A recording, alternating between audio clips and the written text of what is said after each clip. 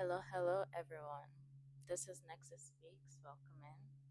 In this segment, I'm going to be covering why I am against anti intellectualism and basically the journey of the curious journey of the American school system as it takes many routes and as it evolves. Um, I wanted to share my 2 cents as to why I find anthropological work so compelling and what it has done for me. Because at the end of the day, that's what all that matters. This earth is what has that thing had the capacity to do or to transform into, or even transform you into, right? Um, and shout out to Kamji for all the resources. These are images from his library, and I freaking love them. They're pristine images from museums, great libraries, stored away, you know, imagery and symbolic work that's usually stored in very vault-like areas like universities. Um, yeah, let's hop into it. Okay, so I'll introduce myself as Nexus Speaks. I am someone of African origin, as many people are, if not the entirety of this earth, technically. And my ancestors were never enslaved, right? In fact, during the Ottoman period and empire, there's texts detailing the invaders' interactions with my ancestors, along with many ancestors in the Horn of Africa and the coast. Um, and most of them were inland people who really prized and adored their land. And the interactions usually detailed how vicious, how aggressive, how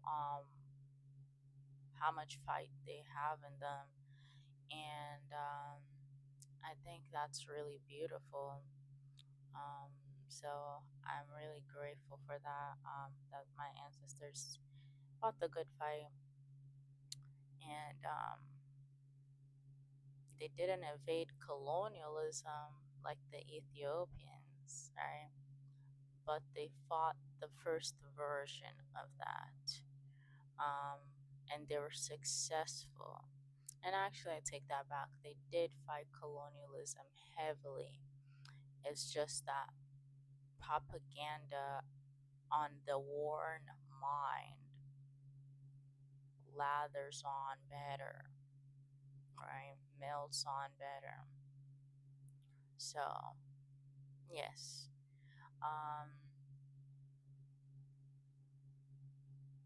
Given that that is my case, right? And not only were they never enslaved, they went to free those who were enslaved, who are the people who lived in the coast and bay areas of East Africa,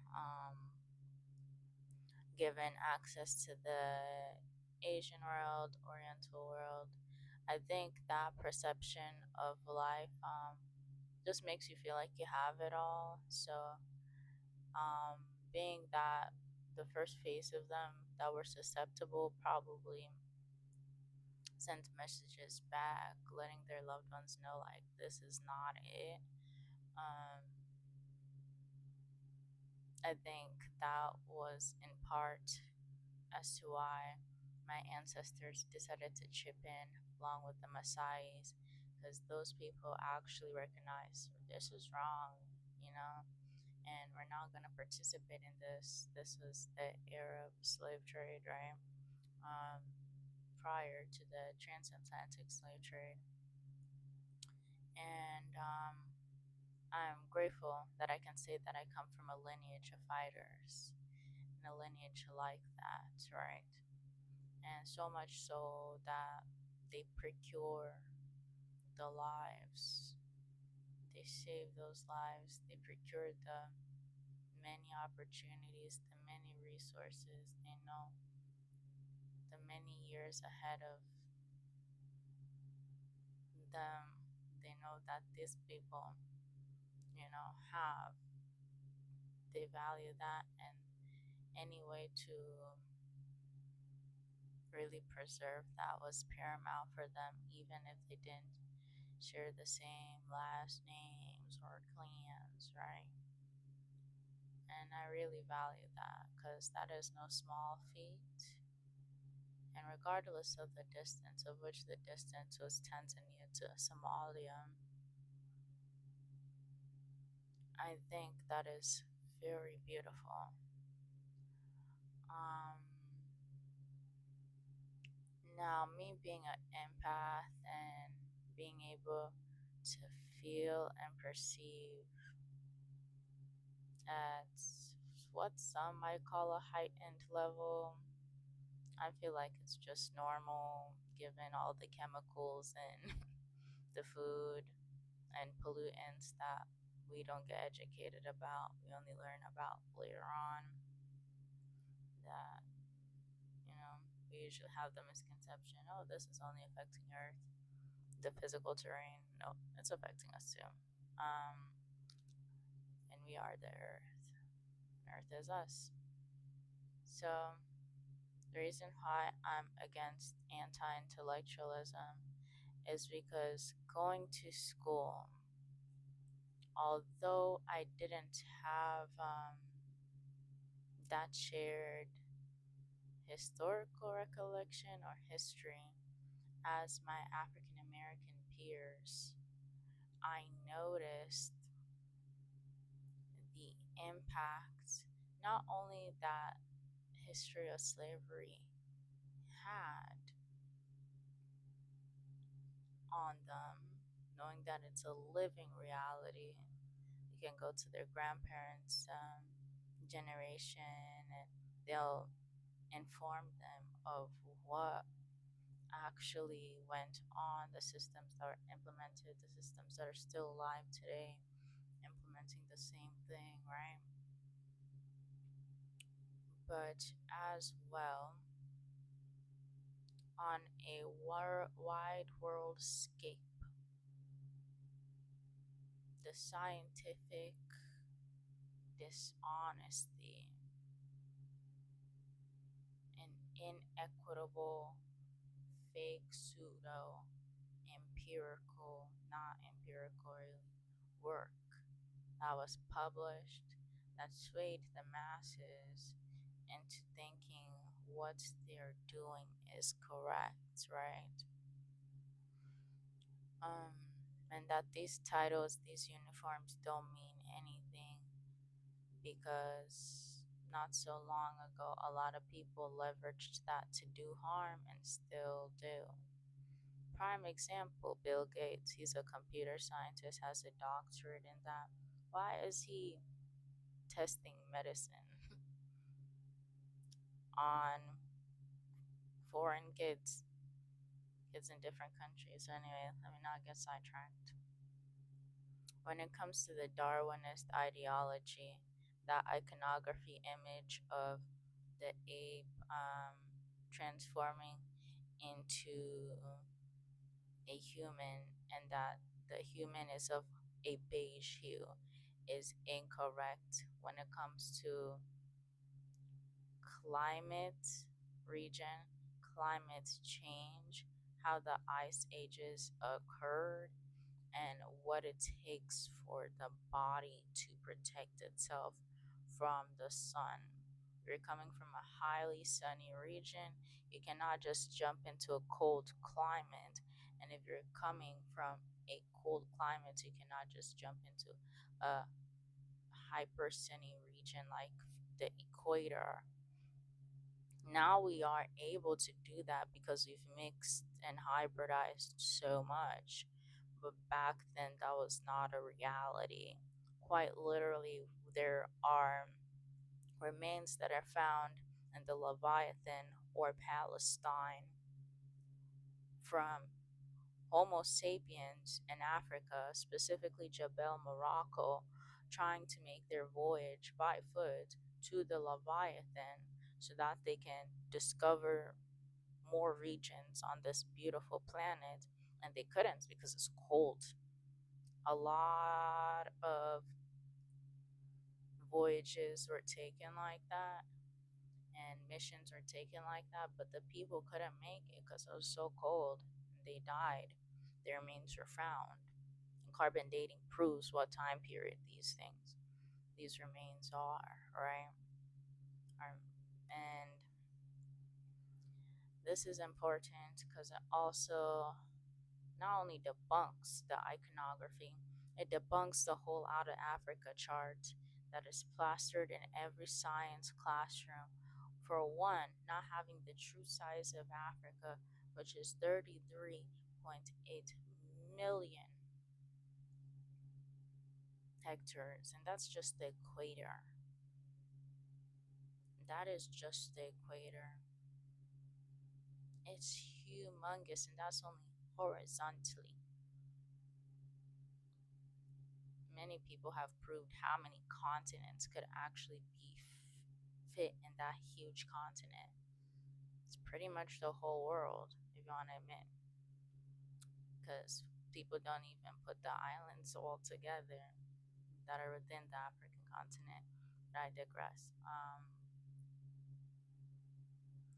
The iconography of the Out of Africa chart is empirically incorrect, given that there is no way, and carbon dating it proves this, there is no way a hominid such as Homo erectus can make a voyage to a region and a climate that its body is not familiar with and survive.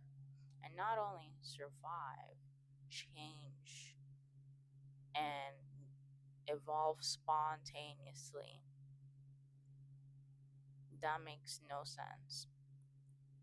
If mutations like albinism are happening inside of the continent just off of the fact that people were reproducing and the people with albinism are suffering so much so that they needed shelter, they needed extra intensive treatment, then there is no way you can tell me Homo erectus, and there's also no remains to back this up, but Homo erectus went to the Middle East and then all of a sudden, oh, it's a light skinned Homo sapien or Homo sapien in general. Doesn't make sense. Now, what carbon dating does prove is that Homo erectus evolved into Homo sapien, East Africa, Ethiopia, and Kenya, the Rift Valley region, and journeyed all throughout Africa for millennia, built, created, lived, reproduced, and then God only knows what structures and frameworks were created. I mean, there's remains showing that, some created art, a lot of them created art, a lot of them created tools, things that would deem an individual as civilized, right? Um, so they journeyed their way to Morocco, and that's when things changed a bit. That's when those groups of Homo sapiens decided, I want to venture out a little bit, or the offspring, the progeny rather, of the initial Homo sapiens, right? And the interesting thing is, this groups of Homo sapiens just spontaneously evolved, but a hominid recently was found in the continent of Africa. Within the continent of Africa that is not Homo sapien, that hominid is called Homo nadeli. And so far, the only humans that are alive today that we've traced back as the oldest are the Khoisan, who've existed for 40 years, 40,000 years plus. That's the oldest remains, human remains that we found. Second oldest are Native American bones. I don't know from which region. I think it's Peru or like the Machu Picchu area. And those bones are 20,000 years old. Um, okay, we're back. But yeah, it's pretty interesting considering the fact that the mental turmoil that can take on an individual for one, that information being hidden from you, um, and also your impressionable mind, your child, that information being hidden from you. And not only that, the worst of worst aspects are always being overemphasized in relation to people who look like you. That can heavily disrupt concentration at great levels. Um, and I think it doesn't get looked at enough. Instead, what get looked at is how can we dilute and erase history more to make their peers, their white counterparts and peers, feel more comfortable, right? And American history is already heavily diluted. So, if anything, that would cause so much more damage whenever the white American children, have to encounter and interact with their European, British peers, and they're learning history on the whim and finding out that things are being hidden from them. Not only that, some of the things might be things might be information that is essential even in their beingness, as souls. This is why we tune in to news broadcasts and free press, is because we want to know what's going on in the current moment, in the here and now moment, right? For different reasons. And when you know intentionally something is being hidden from you so that you can just be a more productive worker, um, just a cog in the system, nothing that really rocks the boat too much. It can feel humiliating, for one, and two, it'll just feel like they're being played, right? Um, the government's playing on their face because it's not like the government's giving you everything your ancestors had. Prices are high, slave and gig economies are literally for everyone, um, regardless of your color. The gritty get grittier. So, what does the truth cost? Why not tell the truth, right? As well, going, this is going to be a little sidebar, but regarding gig economy, it's not, when history is covered, it's not something that is avoidable given the residual energies there. The bodies are still in the graves. The rotten fruits very much visible, whether it's from the aroma of the air or how labor laws are implemented in certain districts, right? In certain states. Um, and us immigrants, we're highly attuned to worse problems. So whenever we recognize these patterns, we just straight up recognize them. It's not a thing of over personalization or having a chip on our shoulder and wanting to blame people. We just see the things for what they are. And I find it comical that a group would think that it's our responsibility to shelter their feelings and emotions, given that we haven't had that much relative interaction with them to begin with. We don't know y'all. We just met y'all. Can we get to know y'all? Are we in good company? So that's more so the questions we ask ourselves as people who migrate legally, and it's even harder for people who migrate illegally, whether they're Colombian, whether they're Afghani. People have their reasons, but their life is way more difficult. Um, and these are the realities of life. These are the things we have to reckon with. So, whenever it comes to the education system, teachers not being deemed professionals anymore, nurses not being deemed professionals anymore, it is a slap in the face, really. But we thrive past that and through it.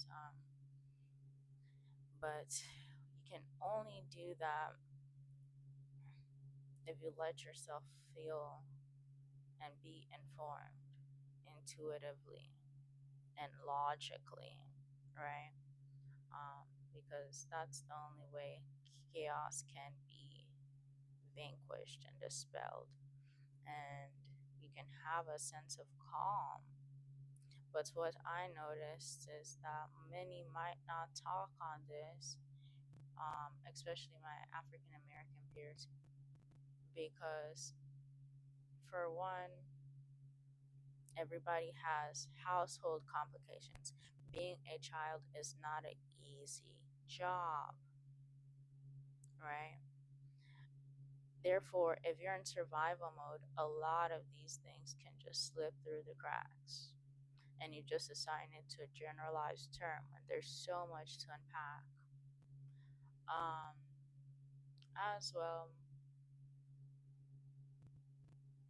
when it's being shoved down your throat, with no recourse, with nothing to balance it out, it can be overwhelming for the everyday child, given that what the other children are learning is to emphasize and amplify this more.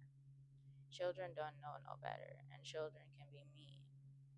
Um, so, an integration just happened quite recently. If you look at the history, Ruby Bridges is well and alive, and she's gorgeous, by the way.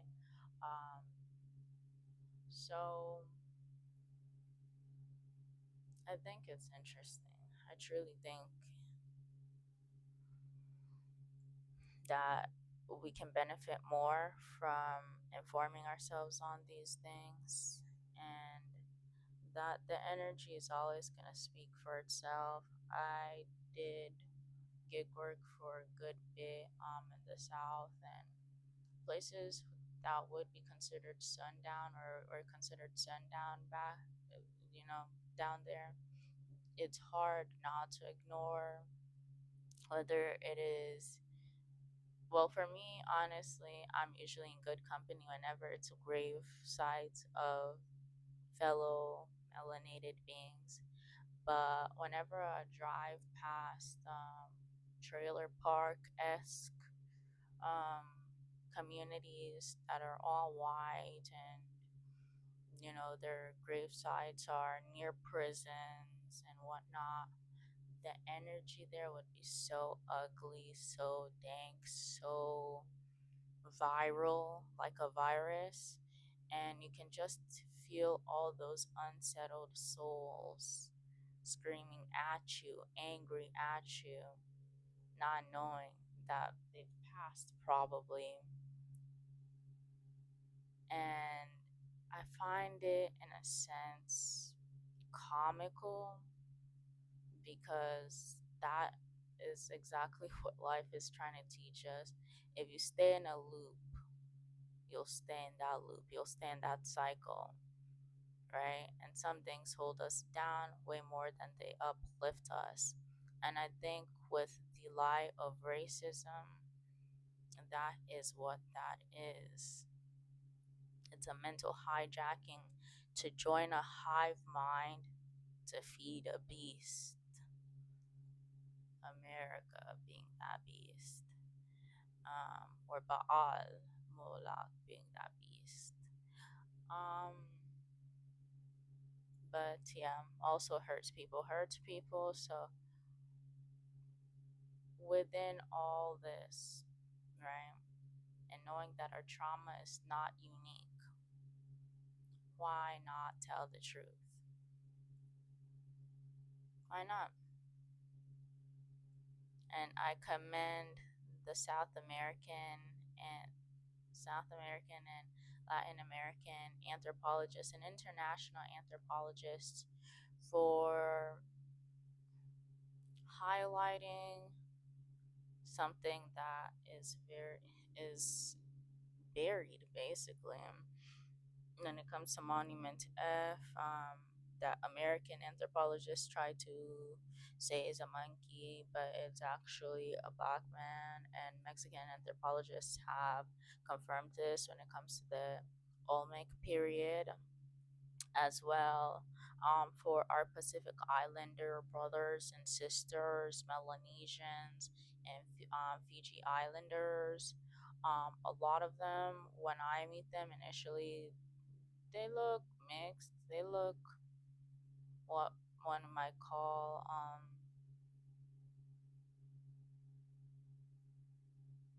not really mulatto, like mestizo, like native mixed with black, or black overall. And you know, the regions near there, without fail, for any Aborigine or Indigenous person, they're always gonna go out of their way to remind you, oh, you have one drop of African blood, oh, you have African phenotypes, oh, you're African, right? To some extent, to shame you in a sense. Um, but I love my Fijian and Melanesians brothers and sisters, and even Australian brothers and sisters, because without them, seafaring wouldn't have been brought to the next level. As well, West Africa did its fair share of seafaring and discovery, but I think it's really beautiful how our intersections still weave themselves to this day. And also, been a huge reclamation of blackness, of being melanated within not only the Melanesian and Fijian Islander communities and Hawaiian communities, but also Indian communities. And there they have an implemented caste system, but they're embracing their melanin all through, and I love to see that. Um, Now with West Papua and the Indonesian government, I feel like that story has to be looked at a lot more, um, because there are brothers and sisters too in the Aborigine of Australia. But yeah, this is a Olmec head, and as you can see, broad features, mostly linked to the continent of Africa. And the fallacy of the one drop rule explains itself, um, given that all civilization started here in Africa. And I think the original map of Africa that shows its actual shape, it's the Gal something map. Search it up, right? Um, but all 64 countries and islands, as you can see. And some people try to claim that the Canary Islands up here is a part of Europe. I don't see it. It's literally right there in the Sahel. But anyway, there's a lot of Europeans who own property. They sell highly in regions and or land rather, islands, their own private islands. But anyways, getting a little off track, but and this research is by Dr. Well, this image is by Kamji, but this research is mainly based on Dr. Ivan Sertima's work. Um, and yeah, I'm not too skilled on when it comes to the DNA,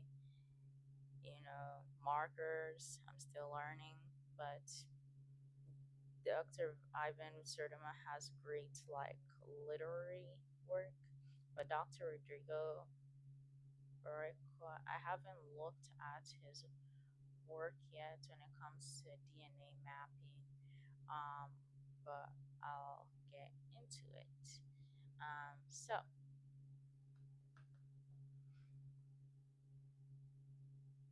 when it comes to reclaiming blackness, even for white populations, all civilizations started in Africa. Um, all life started there. Africa is the most genetically diverse region on Earth, and actually had the first rainforest. The Amazon was expanded on, of which it was already a habitable environment to be a wider rainforest, but also within the Caribbean and the Amazon, Europeans kind of exploited it for genetically hybridizing fruit and making banana plantations. And obviously, banana, and you can look at the Chiquita company if you need some historical referencing for this.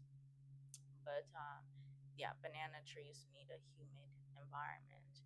Um, and yeah, they made many variations of banana, just like they did for corn. I mean, it is what it is.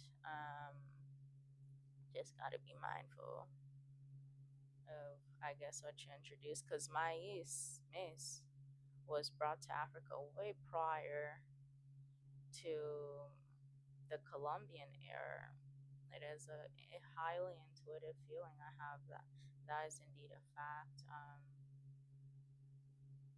But also, there's already proofing of a lot of trading already pre-existing, a lot of remains from Africa being found here prior to the Columbian era. So, when it comes to Europeans, right, our light-skinned brothers and sisters, um, Homo sapien that is 100% Homo sapien is an African, and we'll get into the specific groups of Africans, because, like me, for example, I have markers that are more than likely 25% not Homo sapien, just like many people on Earth. I know I'm a part of the group that was hybridized, and I'll bring up that chart again. But being that the Khoisan are the oldest traced group, they were hybridized between one of the Homo sapien groups that evolved spontaneously with Homo naledi. Homo naledi is what gives um, them that hunter-gatherer um, aspects that aren't too common within the continent of Africa, but as well smaller features, which are much different. It's not Ethiopic features, but smaller in sense that it's just like a nose shaped like this, but smaller, right? Ethiopic, it's kind of like a broader bridge. And then there's also the Arab bridge that Somalis have, of which Somalis are the progenitor of the Arabian Peninsula. Um, Hagar, mother of Islam or Ishmael, was a Somali. Um, so let me pull. Actually, I have it downloaded, but same thing with Europeans. Europeans have a 25% marker, at least if not more, of not Homo heidelbergensis, oh, Neanderthal. So the ancestor of Neanderthal is Homo heidelbergensis. Um, the interesting part is that Neanderthals are still considered Homo sapien, but it seems that Homo heidelbergensis is the ancestor in some cases of both Homo erectus and Homo um, and Neanderthals, as well as Denisovans, I'm pretty sure. And to this day, there's so many hominids that are being dug up, like Macedonians, Hobbit, um, yeah, all over the world. So there's no telling how many hominids roamed this earth before Homo sapiens and even whilst Homo sapiens were alive. Um, but with our European, our light skinned brothers and sisters, right? Um, they, I would say 25% Neanderthal. Unless an African is mixed, they don't have Neanderthal DNA in them.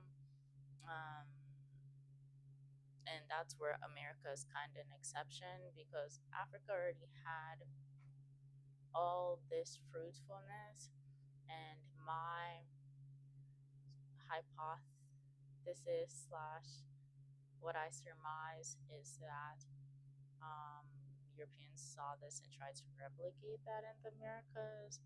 I don't know if that's true, but given the pagan um, aspect and the Christian demonology books um, of what they're getting down with when it comes to the richer families and stuff, and also their obsession with reincarnation or bringing a specific ancestor through a human vessel. Um, it could back that up. I haven't done conclusive research on that. That's just something I surmise. Um, and also Yahweh, a war god. Um, I think it explains itself in a sense without me getting too deep into it. Um, but whilst worshiping that war god and god of sex, they would take it upon themselves to appease the ancestors of the people they encounter, to kind of have that ancestor work in their favor during war times. But I digress. Um, that's why cosmology is so important. West Africa has done a great job preserving their cosmology, so kudos to them. Um, but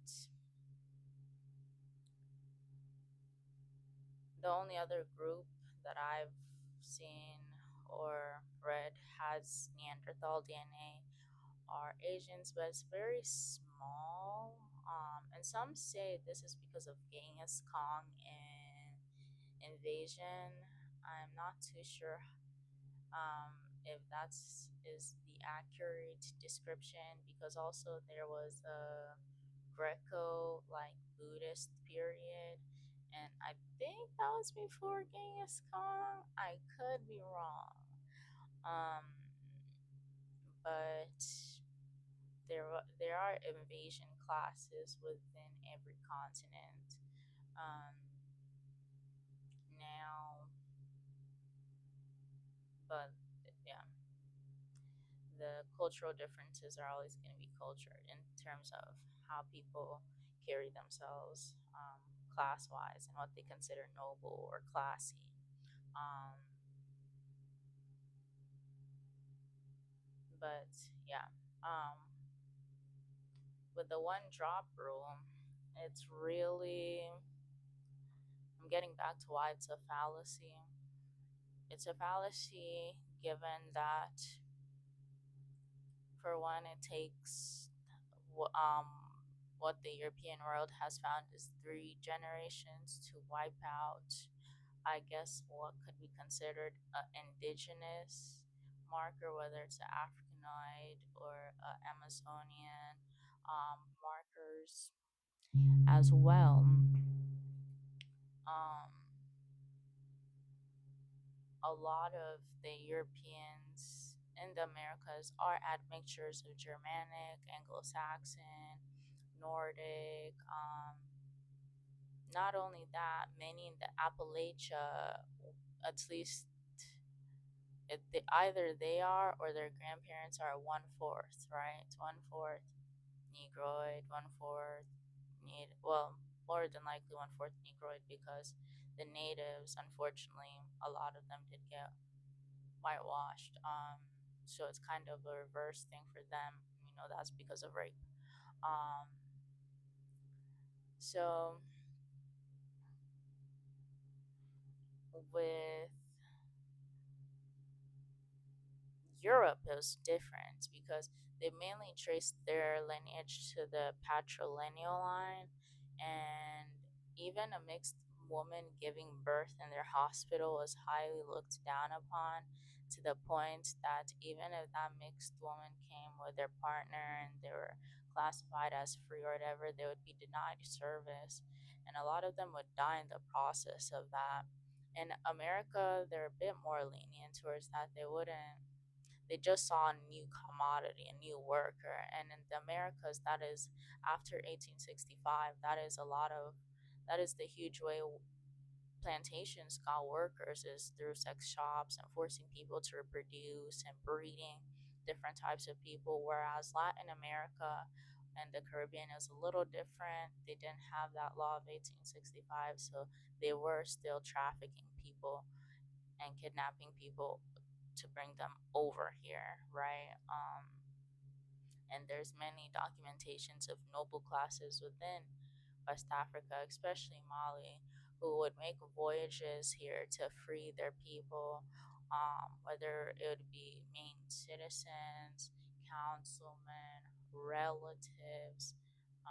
We also have to hone in on that understanding that these are people, but not only that, they had their own royal class, right? They had their own ways of classifying sovereignty and assigning culture in their own unique way. Because Africa is huge, Africa is broad, and linguistically, we adapt quickly, especially West Africans. Once they learn a new language, they make a new version of that language. Whereas East Africa, I kind of frown on that Ruta Tinubu argument of, oh, Kenyans speak better English than Nigerians. Because I actually know we just copy what the British Standard taught us. Nigerians actually make their own version of English, just like they make their own version of any language. I think it is Mauritania or Senegal where new languages are getting invented every day. So quite literally, it's a fact. It's been documented in many news publications, actually. Um, and yeah, I'm glad I get to share my thoughts with y'all. So basically, everybody in the Appalachia has at least one or two African ancestors, regardless of their color. And for places where it was encouraged to mix in order to like whiten the race, like Brazil, you can definitely tell that the intention behind that effort might have been evil, but it ended up unifying people in a sense. Of which I'm not a proponent of that Nat Geo Wild article that said in 2020 or 2050, the whole Earth's population is probably going to be mixed. I don't believe that. That is rejecting and not counting it a lot of the Earth's population, not only the remote tribes that hide themselves, but regions like Africa and Asia, where people's DNA is what their DNA is. Like, hybridization or not, they won't appear as anything else for a while, you know? I don't like that. I don't see color stuff because color is beautiful. Color are made of stardust. Like, there's a reason why everything is in black and white. And yeah, everybody is hybridized. Well, most people are hybridized to a sense. And funnily enough, the groups within Africa that are not hybridized, they're minorities, so they tend to clash with the other groups within the individual countries.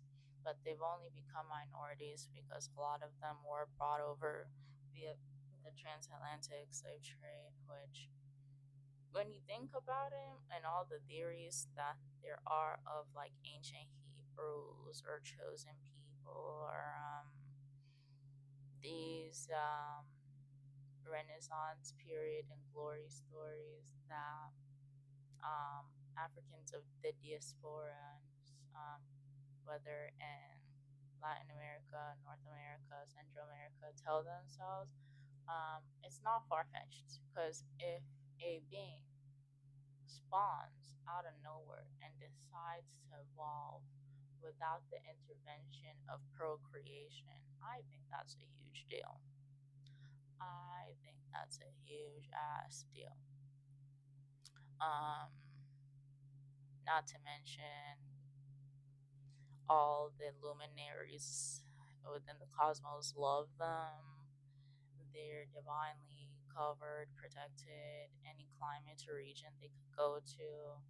I've seen Ghanaians move to even places like Norway, Washington, any area, and them and their kids and their kids' are still gonna stay dark skinned, which is beautiful.